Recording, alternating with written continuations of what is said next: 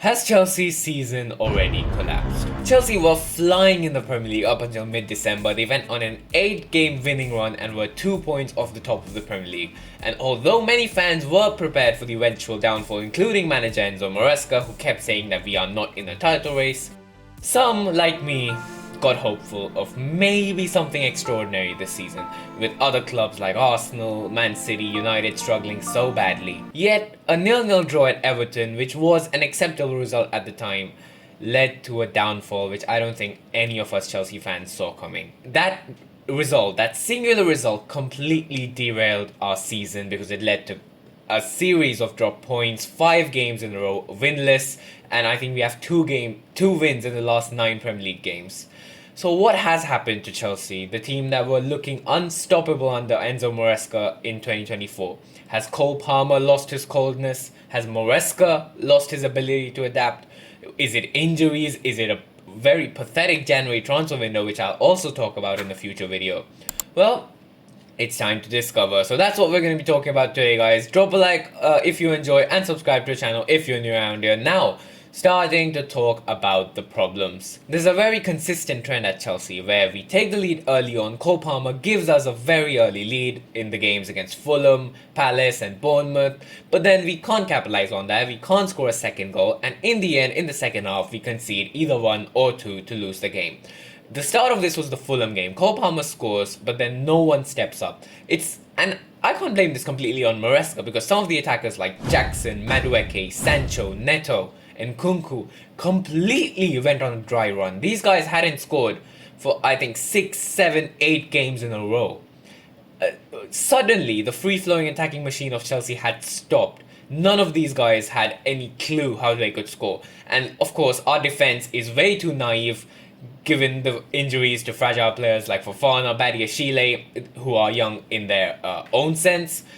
It can't handle a 1-goal lead in a pressure situation. That's why we keep conceding near the end of the game, and that's why we keep dropping points, because our attack, which was bailing us out the whole season, mind, we don't have many clean sheets this season. The only reason we were doing so well was because of our attack. We even conceded to Southampton at St. Mary's. That's how bad we were. And yet, I don't blame this on Maresca. Although there were some moments where he could have influenced the game, but he didn't. There was that phase where Maresca had become suddenly very hesitant to use his squad depth. João Felix was just not being subbed on when we needed some attacking influence, and Kunku not being subbed on, and even if Kunku was being subbed on, no effect. No subbing on of Mark Q, even though he signed in the summer for this purpose. He's the backup to Jackson. No substitutions being made until the 80th minute. Most of all because we don't have backups to the midfield. Enzo and Caicedo have been tirelessly running and they have no backups to them. Because our other options are injury-prone players like Lavia, or players we can't depend upon like Cassidy, Dewsbury Hall and Chukwuemeka, who Maresca doesn't seem to trust for some reason. And while other clubs like Aston Villa, Bournemouth, Newcastle, Nottingham Forest, Man City all were either rising or making heavy investments in January so that they could push up the table, what did Chelsea do? Because it was absolutely necessary that we make some signings in January, because we were lacking everywhere in December near the end. Goalkeeper, Sanchez making error after error. Jorgensen also is not that great. Centre backs, it was an injury crisis. We needed someone. Midfielder, we needed a backup to Enzo Caicedo. Yes, this was our dream midfield, but they can't play every single minute, every single game. And then, of course, the age-long question. We needed a striker. But I knew we weren't gonna sign a striker in January. I've said it in previous videos. It's just not gonna happen. You know, there's a particular vibe when Chelsea are looking to strengthen their position, and we just don't want to buy a striker. That's apparent. That's very evident. So what do we end up doing? We recall Trevor Chalobah from loan, who the club very wrongly, might I add, just banished in pre-season, and on deadline day we signed Mathis Emungu. And please don't tell me you knew who this guy was before the January transfer window. Don't fool yourself, don't fool me. We have no idea who this guy is. It's just another young kid. I won't be surprised if he's playing in the Turkish league by next season, either on loan or permanent. We signed him for some 19 million, 15 million, whatever. We'll sell him for 20. Simple profit. We make some money and we move on. So essentially, we didn't make any signings this January. We only recalled a player we already own, back from loan. And to add on, we let go of a lot of our squad depth. 6 players departed Chelsea in January. João Felix, Chukwuemeka, Ben Chilwell, Renato Veiga, and Axel Disasi all went out on loan in January. And these were players who had prominently featured in at least the Conference League, if not also the Premier League for some. So the lack of squad depth heading into the second half of the season, where we might have to use our main team in the Conference League as well, we won't be able to completely rotate it because we're going to have some big teams, which I'll talk about in a moment, had left us completely in a terrible situation in terms of squad depth. Let's assess the squad. Let's see the squad, because if you open up the Chelsea squad right now, there is absolutely no squad depth. It's just nothing. Because right now you can see the injury labels I've put on some of the players. We have no left back, first of all. We have no goalkeeper we can rely upon. We have no solid, experienced centre back. We have no proper backup to Enzo Caicedo. And worst of all, we have no striker. Legit, we have no striker. If I remove the guys who are injured and show you the squad, you instantly see how thin it is, how empty this looks. And if you want to do a before and after, how it was at the start of the season and how it's now, the squad has literally emptied out. And when you're struggling, when you hit a bad patch of form and you need to improve, you don't empty out your squad. You have to refill it. We have self-inflicted so much damage in January. I can't express how bad we've done this January window. And yes, you can see Datro Fofana on there and Anselmino. They have also been recalled, but I haven't mentioned them because we just haven't seen them play. So I'm ignoring them for now. I really don't think they're even a part of our squad. And just looking at the original squad, our injuries are way too many. Because in December, we lost Badiashile and Fofana. The club tried to prepare for that with Chalobah. Chalobah got injured against Aston Villa. Hopefully it's not that long. Romeo Lavia keeps fading in and out of injury. I have no idea what's wrong with him. Mudryk is banned, of course. No idea where his B sample is. Madueke got injured against Brighton. Our only winger with any sort of goal output this season, he has 7, I think, or maybe 9 in all competitions, is now out injured. Neto has done well recently, but just not enough output. Sancho, he's just happy that he's found a home again, so he's now getting complacent. He's not playing properly. And unfortunately, Jackson and Q both got injured on deadline day. And there was nothing we could do. We just sent João Felix out on loan. We called David Datro Fofana. There's no sign of him. I have no idea where this man is. So yeah, we have self-inflicted damage on ourselves in January. We could have had a much better squad, as I discussed in a video. I'll put a link to that somewhere here. You can go check it out. At the start of the window, at what we must do, we've done exactly the opposite. Exactly the opposite. So yes, you can blame the injuries. But first of all, I understand if we don't improve ourselves, if we don't sign players.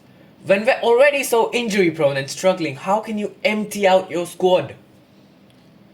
I'm not even asking you to prepare for the injuries like Arsenal fans are saying we could have signed players. At least don't give away the ones we have. And if you open up our loans, the amount of players you have out on loan, I know we all hated Sterling last season, but we are wasting players out on loan. Sterling is of much more use to us if he's at Cobham right now than if he's at Arsenal. What is he doing at Arsenal? Nothing. He's not increasing his market value for us to sell him for higher. He's not helping. He's not ruining their status in any way. They're already ruined. They're not going to win the Premier League. My mistake for believing they could. He could be a good backup to Sancho. I'm not even joking. Let's entertain this possibility. And most of all, Kepa. Kepa is the highest rated Premier League goalkeeper on SofaScore this season.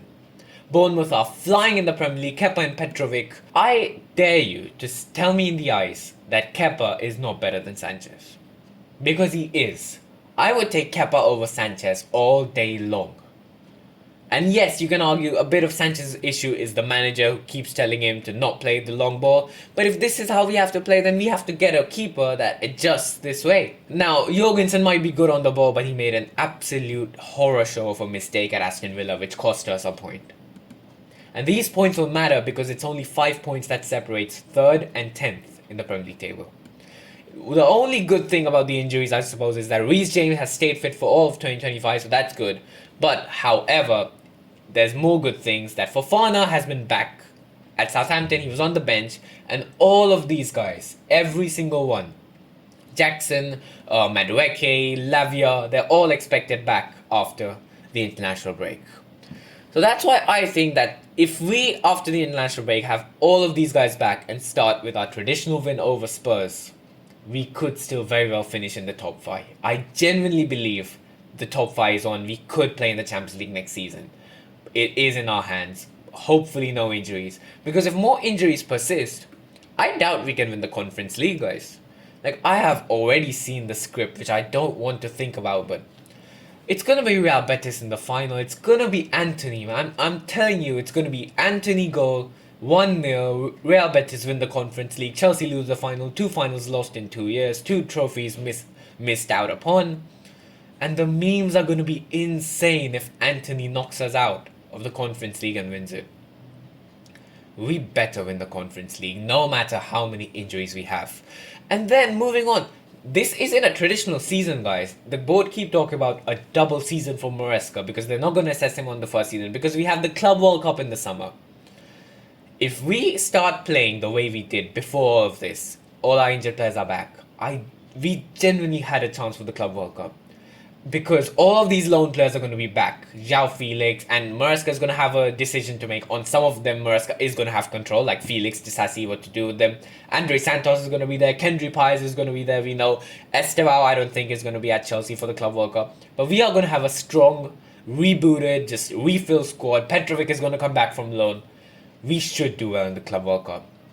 This is why, in short, no. I don't think the season is over. I very well believe that if all of our team, like just everyone, is back in April after the international break, I think we could go on a good winning run. The rest of the league will not know what hit them if our original squad returns from injury. I mean, Fofana, Lavia, Madueke, and Jackson. These are, I think, the 4 players.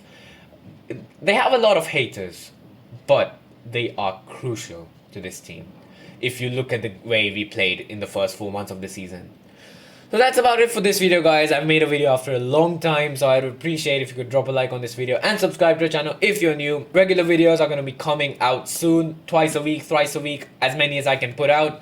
So yeah, guys, that's it for this video. I'll see you for the next one. Hopefully Chelsea can start a winning run. We've got Conference League games and Leicester now, so hopefully momentum can be built in before that game against Arsenal. So I'll see you for the next one, guys. Have a good day and goodbye.